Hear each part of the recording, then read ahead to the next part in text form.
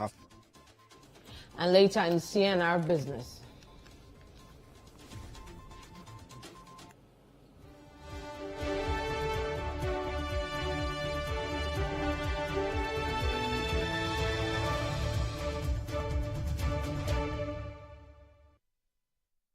Bulk oil distributors applaud Bank of Ghana's forex auction extension to address liquidity challenges and stabilize Citi. This move by the central bank, I can tell you, it will definitely help address the forex liquidity challenge and also give a sense of comfort in the market.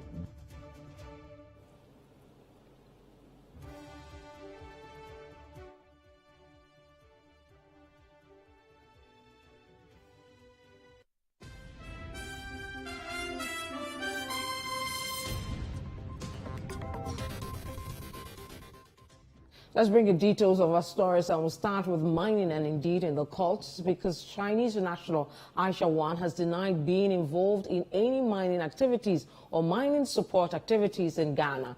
She made this known in a witness statement after she opened a defense in the ongoing trial against her. Now, Aisha Wan, who returned to the country illegally after being deported in 2019, is facing trial over Galamsey-related activities. Now, the state called 11 witnesses who testified to Aisha Wan's engagement in illegal mining in the Ashanti region, particularly in the Amansi South district. But in her witness statement, Aisha Wan said her firm has never been involved in any mining activities as she holds no license for mining. According to her, all evidence brought forward by the prosecution are untrue. Aisha Wan opened her defense by denying all allegations leveled against her. According to her, she's not engaged in illegal mining, neither has she engaged in any mining activities, nor undertaken any mining support activities in this country. Makes the point that she has not even applied for a mining license before, because upon making inquiries, she got to understand that she didn't meet the criteria because, one, she didn't have the necessary capital for that, and also she didn't meet the ownership criteria as far as owning a company that operates a small-scale mining company is concerned. She also makes the point that she's not bought any lands for mining purposes as have been alleged by prosecution witnesses. She also indicates that any form of allegations that she's encroached upon concessions of some other mining companies are untrue. On points made about some revelations she's made with respect to statements that she gave to the police during interrogation, she indicated that she did not alter those statements and that an investigator wrote the statement, indicated her to sign, for which she will be released from the police station. She also indicated that an interpreter was actually not given to interpret what had been written in English for her. On the question on some 4 Chinese nationals who the prosecution claim indicated that they work for Aisha Wan, she indicated that even though she knows these persons, she knows them because she's a reference point for other Chinese nationals when they come to the country, and also a reference point even for some Ghanaians as well as state institutions like the Ghana Immigration Service, because she understands the Ghanaian terrain better and also could relate a little more better with her countrymen. And for that reason, she knew these persons. She talks about how these 4 persons were arrested and she was called just because she has been a reference point for other Chinese nationals in the country, and that under no circumstance has she employed these persons, nor has she given them any directives to operate a mining firm or undertake mining activities on her behalf. The state began with its cross-examination of Aisha Wan by asking the question where her company operates from. But Aisha Wan was not made to answer this question, as proceedings were adjourned to July 17 for cross-examination to continue. Also in court on Monday, the trial of the alleged coup plotters was expected to take place. The 10th accused person, in the person of ACP Benjamin Agojo, was expected to open his defense. This is because some of the other accused persons had indicated that they would give testimony in a language other than the English language, which by law the state and the court is mandated to provide with interpreters. And so the court is working assiduously to get those interpreters. However, ACP Benjamin Agojo was not able to begin his testimony. First, because there were some discrepancies on what date exactly his witness statement was filed. Second, the second accused person in this particular case, he came to court and his lawyers indicated that he had been engaged in an accident and had problem with his leg. Then as a result of that, he needed to seek medical attention, and because of that, the court adjourned. After court, we could see him outside the court being aided to a vehicle where some of the other accused persons were sitting by him, and they later put him in a car, presumably to be taken to a health facility for treatment. On Monday as well, the prosecution in the Collins Dauda case, that's in the case involving the former Works and Housing Minister, respect to some alleged criminal activities relating to the Saglemi housing project. The state was expected to call its first witness, but the witness was unavailable because the witness, who is the acting director of the Work and Housing Ministry, according to prosecution, is on a national assignment with President Akufo-Addo and was unavailable. Again, the defense in this case have filed some applications seeking for more disclosures. According to our sources with the defense team, is that a coordinator of the Saglemi Housing Project gave a statement to the police wherein he indicated that he sanctioned certain payments, and so they are seeking for disclosure with respect to those letters and those receipts to the payments and activities that he sanctioned. Meanwhile, some members of the minority group in Parliament, including Minority Leader Dr. Kissel Atoforsen, Deputy Minority Leader Ama Kofi-Boa, Minority Whip Gavins Kwame Agboja, former Deputy Attorney General Dr. Dominic Ayine, MP for North Tongue Samuel Okujeto Ablakwa were at the courts to support Collins Dauda, as they've indicated, to show support to their members who are facing criminal charges. MP for North Tongue Samuel Okujeto Ablakwa spoke to the media after proceedings on Monday. We have said that anytime our colleagues have any of these witch hunting hearings, we will come with them in solidarity, and this is one of them. We'll be back here tomorrow on the Honorable Kwesi case, and we expect later in the week to also join the Honorable Atuforsen. So as long as the witch hunting continues, the solidarity gets stronger and bolder. Should we take it that it doesn't matter if Parliament is sitting or not, because we got the understanding that if Parliament is sitting, you come with them. But we know that usually Parliament doesn't sit on Monday. It doesn't mean that on any day that they have a case, you'll be here. On any day. We are not fair weather friends or fair weather colleagues. Whether the House is sitting or not, we will be with our colleagues. So yes, the House was not sitting today, but you saw us here in our numbers. We'll continue tomorrow, even though the House will be sitting, and we have quite some important business tomorrow, but that business will have to suffer.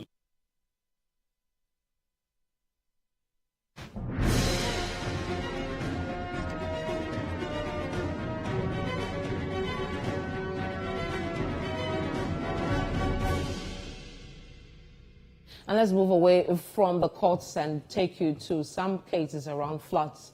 Activities of residents and business owners in the whole municipality are slowly returning to normalcy after a heavy downpour on Saturday led to severe flooding, causing damage to houses and businesses. Now, although the flood waters have receded, the aftermath is still visible as shop owners and homeowners worked tirelessly on Monday morning to clean up the mess left behind. Citi News' Desmond Salasi Ago has more. Some affected business owners shared with Citi News that their businesses are gradually bouncing back despite the flood incidents. However, they emphasized the urgent need for city authorities to take decisive action in finding a lasting solution to the recurring flood problem. I feel a task force should be set, right, so that dumping of refuse into the stream, right, could be checked from the top of the mountain, because we know that this stream runs from the top of the mountain through our side. Yes, so I feel that maybe a task force or whatever they can do to check the dumping of refuse into the stream, so that when it rains, right, there will be more of water than refuse and logs and tree stumps. Not be coming. They are thinking that we are not selling, or they think that when they come, they'll come and buy a damaged goods, so they are not coming. So we want government to help us. That gutter, the gutter over there, is the cause of the whole thing over there. For we are staying here, it's because of that pipe on the gutter. So if they can remove, they can raise the pipe. I think that one will solve the problem here. The impact of the flooding extended beyond residential areas, affecting student hostels at the Ho Technical University and the University of Health and Allied Sciences. This added to the overall disruption caused by the heavy rain. During an interview with Citi News, the SRC General Secretary of the Ho Technical University, Gladys Chiagbe, mentioned that students are managing to cope with the aftermath of the downpour. We were cleaning, fetching some of the waters out. We were scooping in some token to help us, and then gradually, we were able to scoop the water out. So, and yesterday it rained again. So, because it was our fence that broke, they were fixing it yesterday, but then it didn't dry up before it started raining. So, the woods and things that they used to chalk the concrete so that the water swept it away. To address some of the concerns raised by the residents, demolition exercises have commenced in the municipality. The Ho Municipal National Disaster Management Organization has started tearing down some structures that are deemed hazardous to human lives. With the leadership of our municipal chief executive, we've embarked on the demolition exercise. From our Winnie shop here, we went to SDA and then back to Bakwe here. And that's what we have done this morning. However, some homeowners whose weakened structures were demolished disagreed with NADMO, stating that they should have received prior notice about the demolition. The Member of Parliament for the Ho Central Constituency, Benjamin Podo, has called on the Municipal Assembly to re-evaluate the existing drainage systems in the municipality. What we are saying is that this is caused by the narrow and very small drainage system that we have.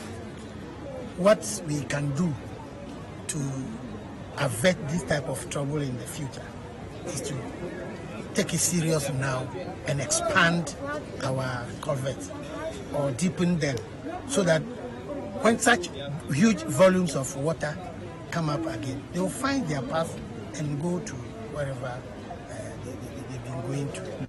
Additionally, he urged the Assembly to ensure proper permits are issued to homeowners to avoid future complications. Waterways, but the Assembly should be strict in enforcing the bylaws. If you have failed to obtain permit as you construct, you should be taken to task. Yes, you should be taken to task as to why you have done that.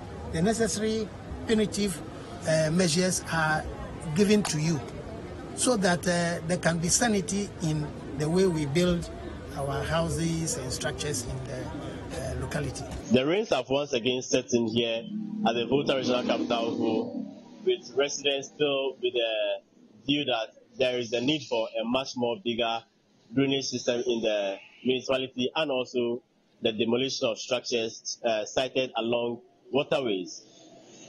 Reporting for Citi News from the Volta Regional Capital Ho, I'm the Sotela Tiago.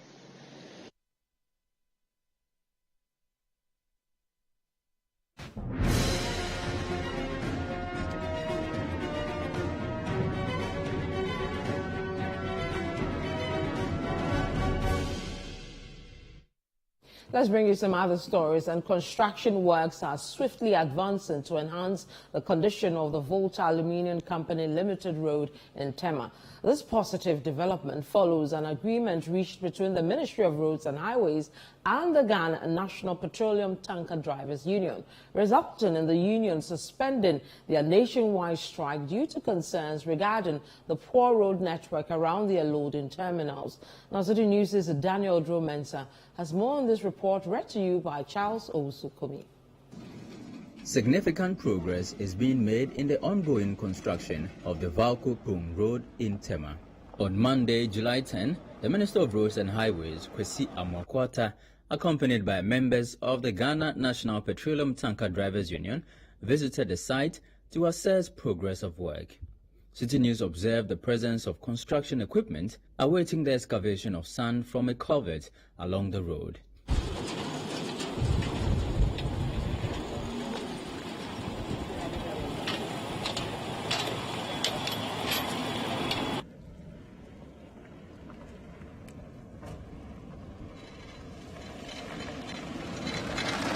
The construction progress is as a result of the petroleum tanker drivers and liquefied petroleum gas drivers suspending their nationwide strike following assurances from the sector minister to address the poor state of the road. Minister Amokwata expressed his appreciation for the cooperation of the union in reaching a resolution.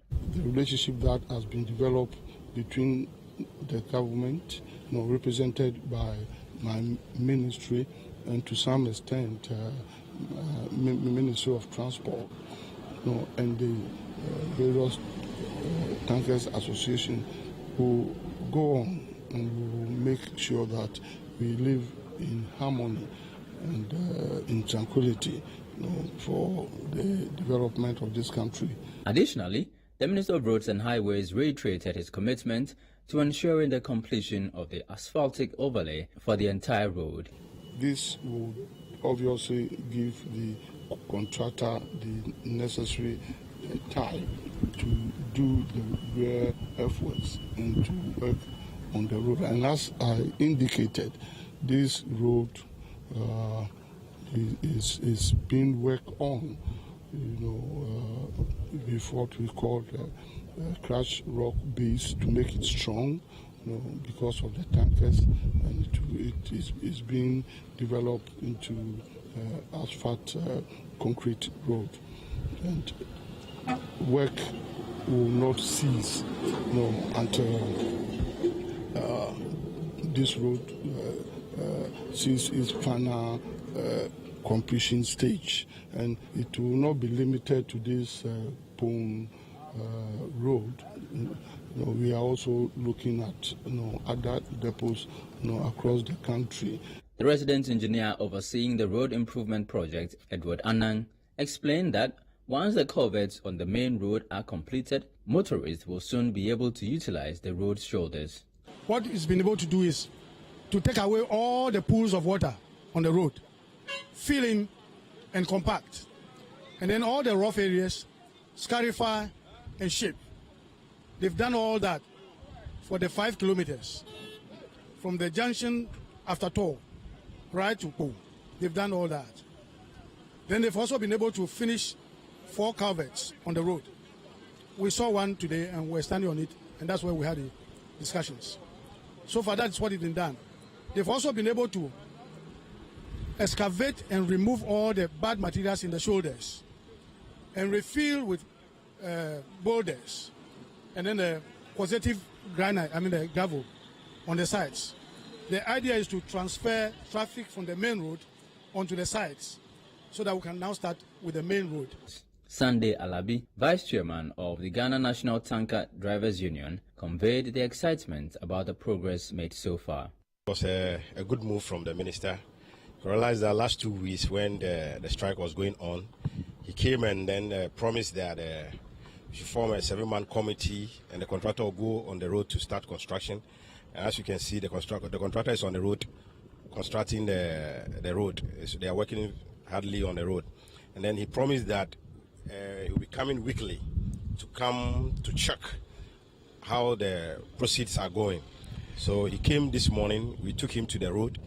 We we see that the work is ongoing. The bridges have been constructed. So we made him understand that as for now, it's dust that is disturbing the people. And the contractor promised that he will send water tankers on the road and they'll fix it for us.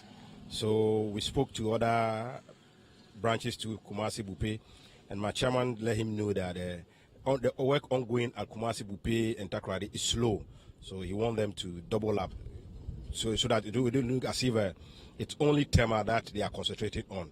And the minister received it in a good faith that yes, from here they'll go and talk to the contractors there so that they will work. But for all we got this morning, it's because of the rain, Friday, yesterday and today at Takrady.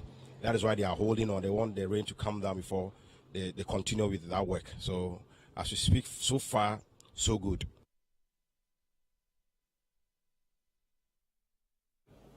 You're still watching the City Newsroom with me, Vivian Kai Loco. When we come back, tension rises in Emina community in the Ashanti region as developer destroys community cemetery. You stay with us, we'll be right back.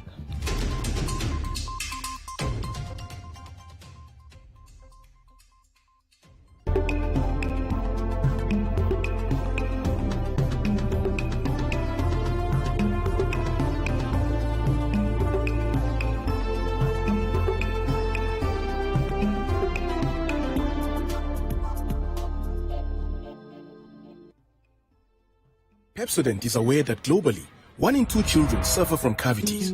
That's why by giving her Pepsodent, you're not only protecting her teeth, but also helping her grow up and thrive at every stage of her life with a healthy and confident smile, so she can succeed and achieve all of her dreams. Because every smile matters.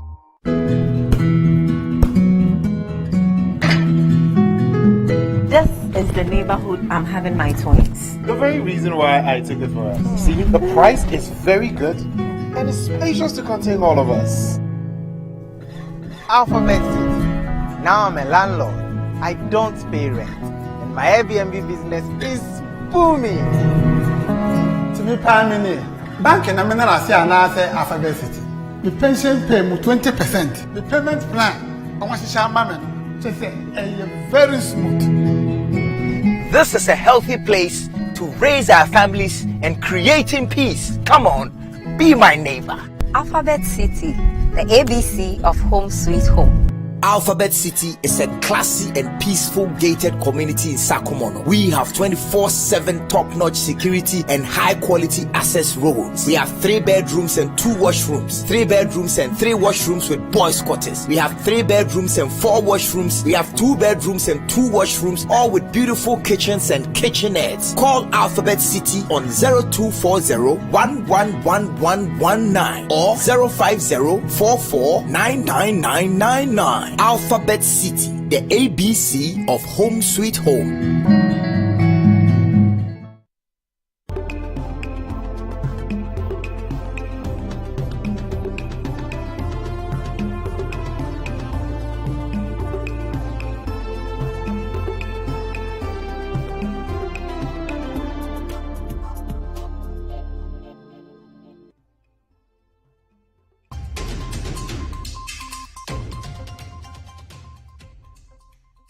And you're welcome back to the City Newsroom. My name is Vivian Kai Loco. Let's still stay with roads because residents within communities along the Apollonia Fienya want government to come to their aid by fixing the deplorable road. They say the deplorable nature of the road has worsened following continuous downpour. Now, City News' Philip Nilante has the rest of the story in this report. The Apollonia Afienya Road qualifies to be the most deplorable road in the Katamanso municipality. Only motorists with vehicles which are 4-wheel drive and trucks can ply the stretch, as no saloon vehicle uses the road. The road, which is in a very bad shape, worsens whenever there is a downpour. I was trying to, it was raining, then I was coming from Afienya, and the friends said, hey, Master, why are you going? So I'm going to Apollonia. Then say, no, make I no go because the road I can't go. It was terrible. I tried there, but now it was very terrible. Wow. Seriously. But you even use a high-rise car? Yes. So the road there, in fact, is very terrible.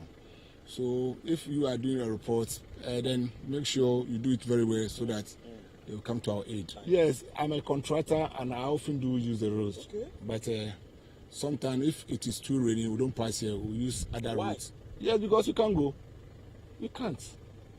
Because provided if it is raining and then the place is flooded, how can you go? You can't. So. Is this how it's been like this for No, it's been like this for a while now. Because I think that the road is on construction and then we don't know what happened before the stuff. What the authorities should do. You understand? Because this one, if you even the government yourself, you can't pass here, it will tell you say they should construct this road. Because it's the road which link to Afenya to OEB and then Dodowa area. Yeah. If the road is not proper constructed, if rain for what will happen? Yeah. So that one there, you can't say because of the road, rain shouldn't fall. And if it falls and then the road is not good, yeah, it will get it too much damage. What of the big trucks? They also contributed. But okay, so if they're going to take their load, where would they pass? They're also one of the fats, but where would they pass? Yes, the construction, we don't have a tipper trucks road or trailers road or whatever. We all use the same routes. So it's not their fault. Fred Akon, who plies the road on a daily basis, says though heavy-duty trucks contribute to the destruction of the road, if the stretch is made robust, all vehicles can easily ply the road. You see, this road is very, very bad, and it's not helping. You can't even use trotro to pass this road. Nobody will be on their right senses and put their car on this road. And the only source of transport here is the motorbike. And sometimes the police will come and be harassing them, taking money from them, because people are saying that Okada is illegal. And the Okada is the only source of transport around here. The road, constructing the road from Afienya. My brother, you go and see. You go and see the new road they are constructing. Already having a pothole. And even the road is not finished yet, or was not even completed. But there is a lot of potholes on the newly one they're constructing. And the old one, you can't even use your car to pass here. You just try it and you see. You have to cross rivers, dams. Just look at my motorbike. I just crossed here. There's no transport on this road. The only source of transport here is Okada. Commercial motorcyclist, also known as Okada rider, Wise Kojo Tagbo, says residents within the communities along the Apollonia Afienya Road heavily rely on Okada as their only means of transport. According to him, commercial vehicle drivers have stopped plying the road. Forget it's a fight bad first, because if you won't go to the town, you want to go to this one. It was most past. It's a lot of problem. Last time you meet at the assemblyman. Assemblyman says you are working with this road, so you say you are working it. And the MP there, you know me, I don't know what the MP said. But what are the authorities doing to fix the road? Joseph Tete, as the Member of Parliament for Ponkatamanso. Or I needed to do, I have done it. Like appealing for these roads to be awarded. I remember there was a time, there's one road from Apollonia to Bawalishin. I did some follow-ups. That road was also awarded. I was there when one contractor called me. That is the one coming to work on the road. So I was weaving a 6 here to get gravel from Apollonia City. So which we were in the process of doing that, and the contractor moving, did some 1 or 2 grading, and that was it. Cannot see the contractor anymore. So virtually most of the roads that are in bad shape have been awarded. In my constituency, if you take the Kung to Tor Road, if you take Atadika Road, if the contractor started some work on it before the last 2020 elections, but since then the road was abandoned. The Apollonia to Afienya Road, the road is in the very bad state. That one too, there's a contractor. Our contractor is supposed to be on site, because when you apply that road, you realize the contractor came and did some bridges, then left sites. What is behind me is not a manhole, but rather a ditch. The question is, how soon will this particular deplorable state of the road be fixed? Residents and motorists along the Apollonia to Afienya stretch are asking that it should be fixed immediately. Reporting for Citi News, my name is Philip Latin.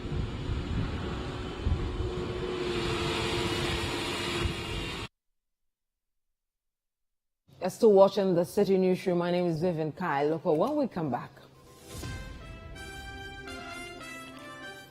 tension is rising in Mina, a community located in Oforikro municipality of the Ashanti region, following the destruction of a community cemetery by a developer.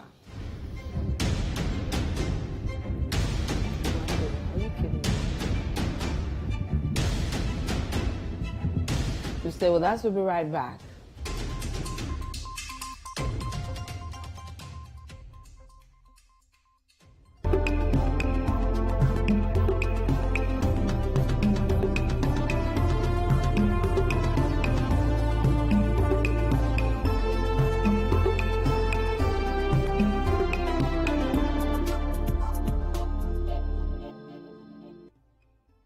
Finally, anyone can become a house owner. Oh, wow. Yeah. You Go Flip, a real estate gaming platform that allows you to play and stand a chance of winning a house or cash or consolidated funds, such as savings towards a house. Simple and easy to play. Visit www.yougoflip.com. Buy a ticket to enter the game. Wait for the end of the game to enjoy the win. Anyone can win. Flip it or own it. You Go Flip. This advertisement has been vetted and approved by the Gaming Commission of Ghana. Play responsibly, not for persons below 18 years, and gaming can be addictive. Yes, we are back. Wines of South Africa, Vossa, is back in Ghana for the biggest wine show ever. Date, Saturday 15th July at the Labadi Beach Hotel, Accra. Time, 7 p.m. sharp. Wines of South Africa Grand Tasting Event 2023 is proudly brought to you by Wines of South Africa and John Williams Consults Ghana. This event is sponsored by Ghana Export Promotion Authority and Best National Bank. Partners, South African High Commission, Accra, South African Airways, and Labadi Beach Hotel. Media partners, AmayalDebra.com, Citi FM, Citi TV, Voyage Afrique Magazine, and Ovation Magazine. Don't miss out on this extraordinary event by securing your tickets now at bossa2023.eventbrite.com or call 0553-271-032. Remember to come celebrate with Wines of South Africa, Saturday, 15th July 2023, 7 p.m. at Labadi Beach Hotel, Accra. Wines of South Africa, welcome to our world of discovery. Strictly by invitation and reserved for 18 years and above. Get ready to witness a remarkable fair to showcase the rich diversity, talent, innovation, and mastery of made in Ghana products and services with the This Is Ghana Exhibition 2023. Citi TV and Citi FM will allow you to immerse yourself in a vibrant showcase of authentic Ghanaian products and services in the biggest trade fair and exhibition for local SMEs, startups, research and manufacturing industries, homegrown businesses, and indigenous corporate bodies Ghana has ever seen. We shall promote, support, and patronize various Ghanaian products, solutions, and services that are redefining the views on indigenous products and their packaging across all sectors. Join us at the Accra Metropolitan Assembly on the 26th and the 27th of August 2023 at 10 a.m. through till 5 p.m. each day. Call us now on 0205-973-973 for inquiries on how to participate. The This Is Ghana exhibition is powered by Citi TV and Citi FM and proudly sponsored by MTN Momo.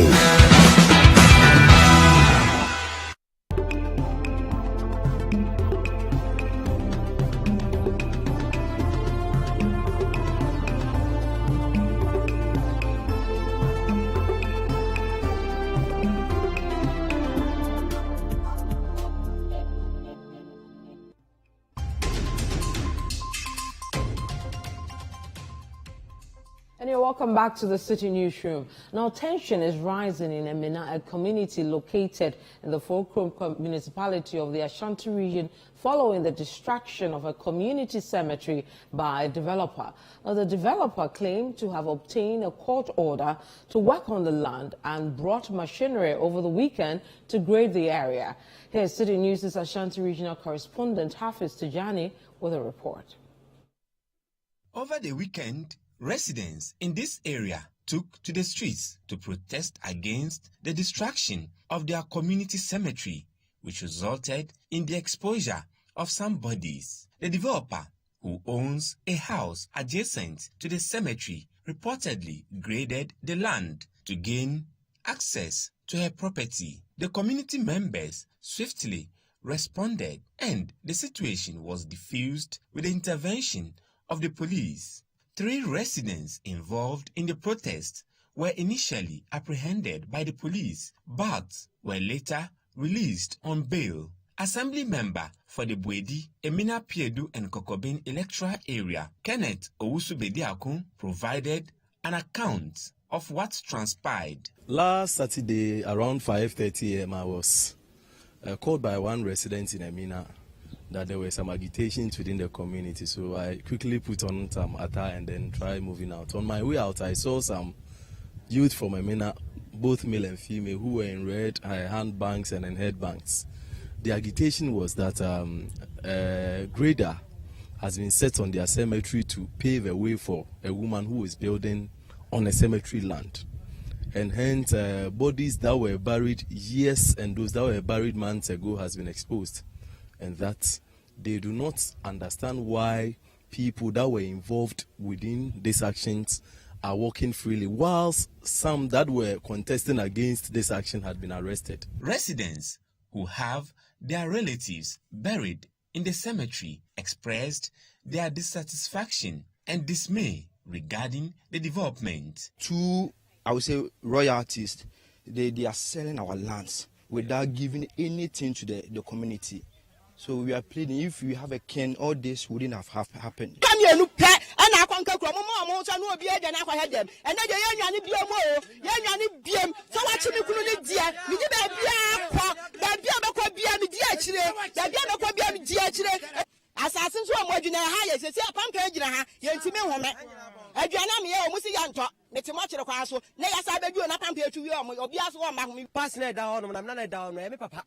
And down if you ban any TD say the General Camano. Masusa Bonebay. Huh? Nana, yes, you what you have to Casegua Bontini.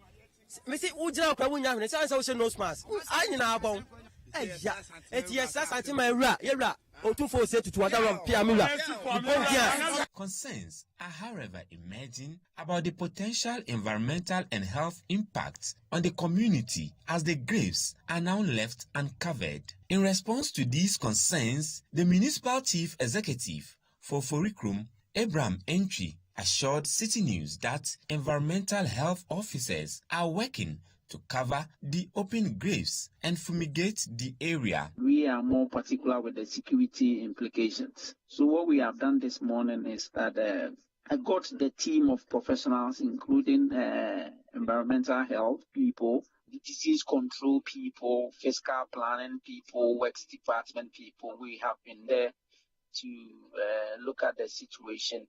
And the recommendation from all these professionals is to the effect that the open graves there poses some serious threat to human life.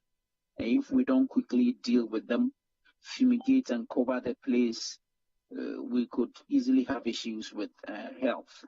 Some airborne diseases, some waterborne diseases. In fact, if it rains, these open graves erosion could easily sweep the remains there into some river bodies and other things which may cause extent problems to other areas. The police have summoned all parties involved for questioning as part of their investigations. Authorities at the Oforikro Municipal Assembly have begun engaging stakeholders to find a lasting solution to the issue at Emina. Hafiz Tijani, City News, Oforikro, Ashanti Region. Now, the Electricity Company of Ghana has unveiled plans to target approximately 1.5 million customers who have outstanding electricity bills. Now, starting on Tuesday, July 11, the company will embark on a nationwide revenue mobilization exercise to address the revenue deficit caused by unpaid bills. Now, although specific revenue targets have not been set for the 2-month operation, the company aims to recover a significant amount of revenue to sustain the nation's power supply. Fred Duho has more. The Electricity Company of Ghana has served public notice to its customers, noting that it is going to basically begin with revenue collection that is going to last for 2 months.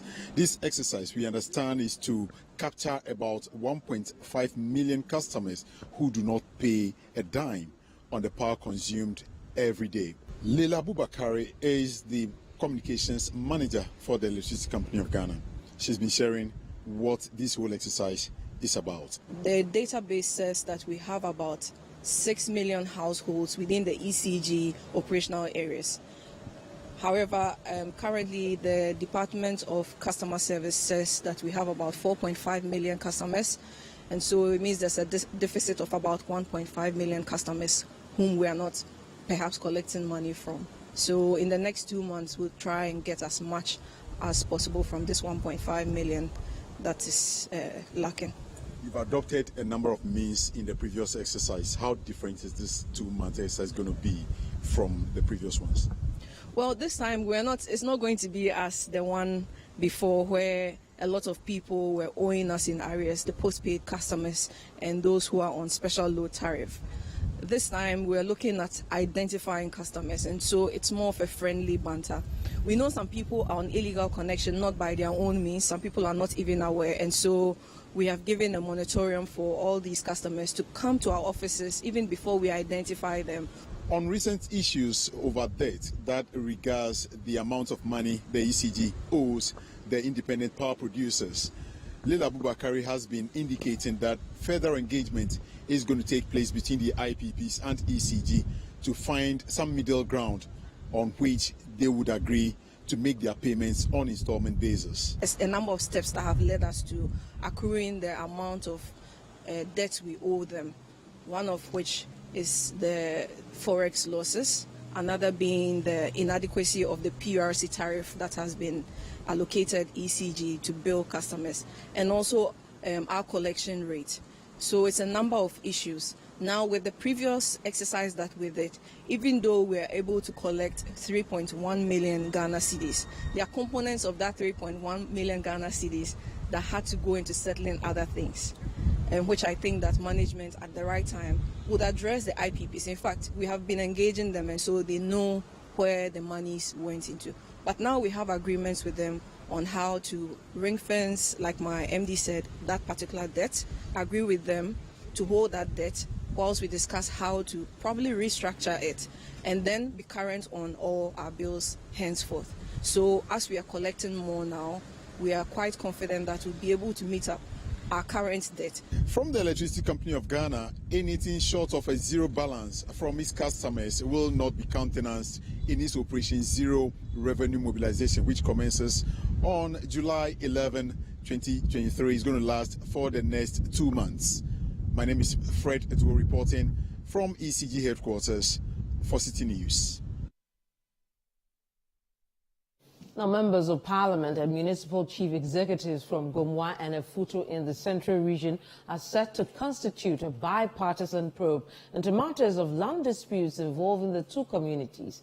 The Gomwa Asin Traditional Council recently expressed dissatisfaction with the alleged encroachment activities of residents of Efutu on their lands. Now, the council said the trend, if not dealt with, could lead to a confrontation between the two traditional authorities. Now, speaking to journalists and parliament, the political leaders called for calm among the traditional authorities as they take proactive steps in dealing with the long-standing land disputes. The member of parliament for Efutu, Alexander Fenyo-Markin, spoke on behalf of the group. This issue transcends partisan affiliations, requiring a united approach from all political leaders. With this in mind, we intend to establish a bipartisan committee dedicated to thoroughly investigating the underlying concerns, ensuring an impartial and comprehensive approach to resolving the disputes. As political leaders, we hold the responsibility of preserving the cultural heritage and security of our communities. We assure the chiefs within our respective areas that we will utilize our influence and authority to protect their ancestral lands from any unjust encroachment. Our commitment to maintaining peace, unity, and the well-being of our constituents remains steadfast and paramount. In conclusion, ladies and gentlemen, our joint position is clear. No one, including ourselves or any other individual, will be used to take away the lands of any chief. I repeat, no one, including ourselves or any other individual, will be used to take away the lands of any chief. We are steadfast in our commitment to protecting their interests and preserving the rich heritage of our communities. We extend our assurances to the chiefs that they should remain calm and that we will utilize our influence, authority, and the appropriate government bodies to ensure that their ancestral lands are safeguarded from any unjust encroachment. Our dedication to maintaining peace, unity, and the well-being of our constituents remain sacrosanct and unwavering. Together, let us embark on this journey towards a just and equitable resolution. We call upon all stakeholders, community members, and citizens to join us in fostering an environment of peace, respect, and cooperation. You're still watching the Citi Newsroom. My name is Vivian Kai. Local up next is CNR Business with Nashika Caesar.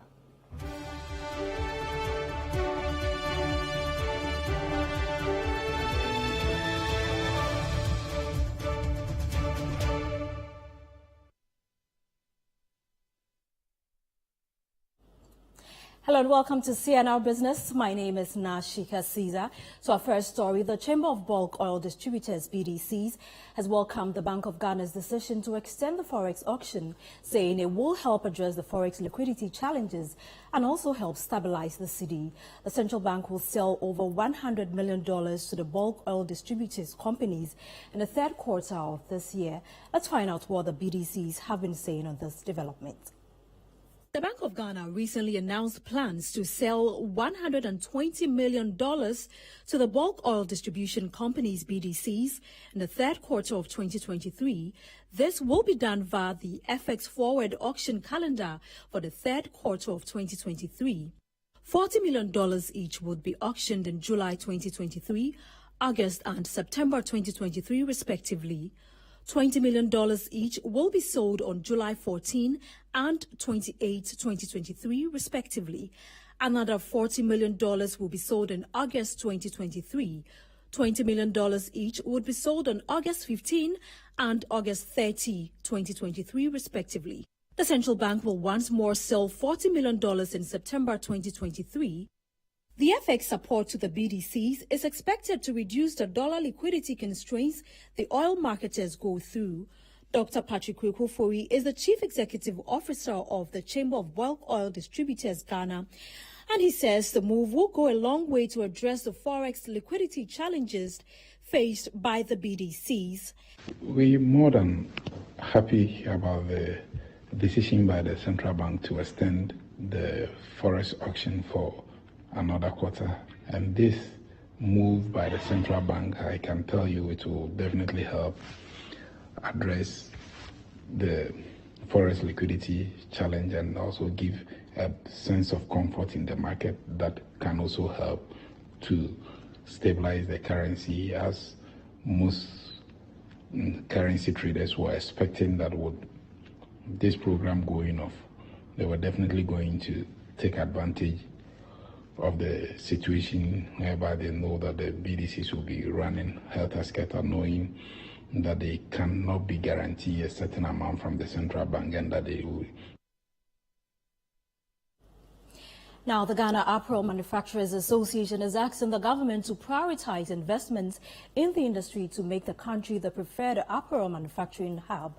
The group, which is the largest business advocacy organization in Ghana, says given the right support, it will be able to produce T-shirts on large scale to support other sectors, including players in the printing industry. The apparel manufacturers make the point that if their operational challenges that confront the industry are eliminated, it will go a long way to boost the apparel manufacturing value chain.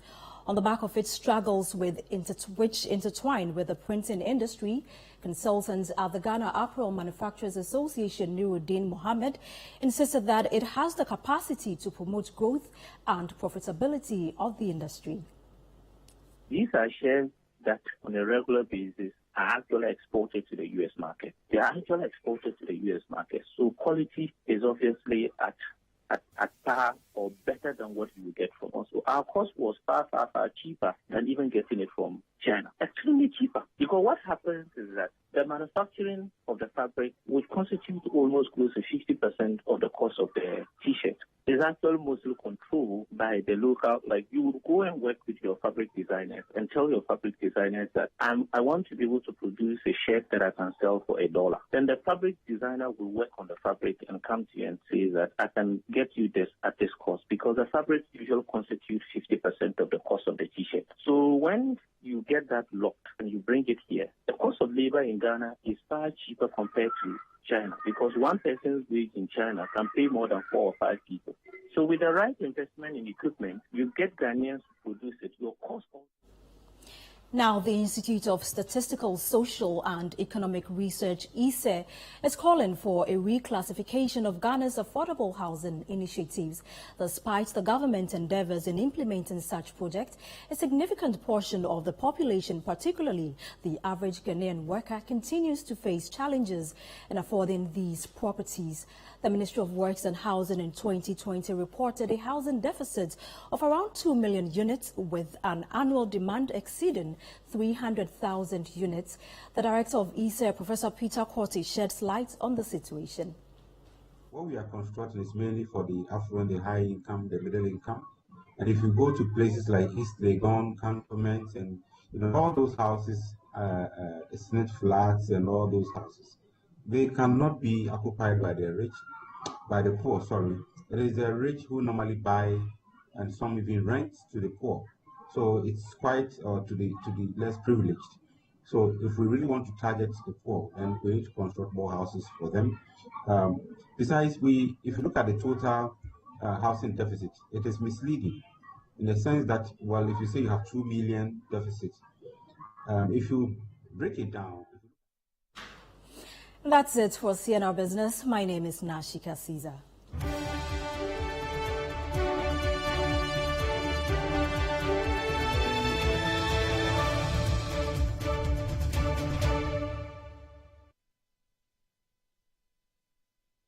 And that's all we have time for on the City Newsroom.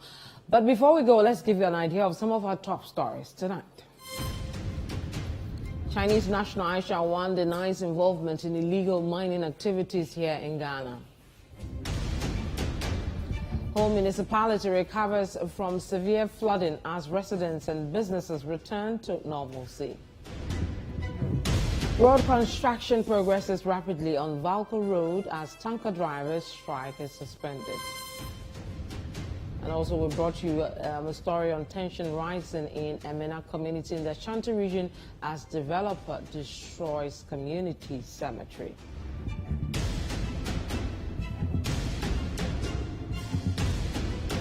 Log on to our website, citynewsroom.com. We have these stories and many others over there.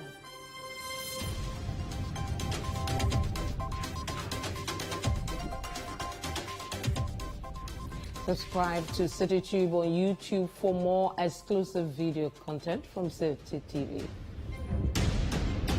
My name is Vivian Kai Loco. Many thanks for watching.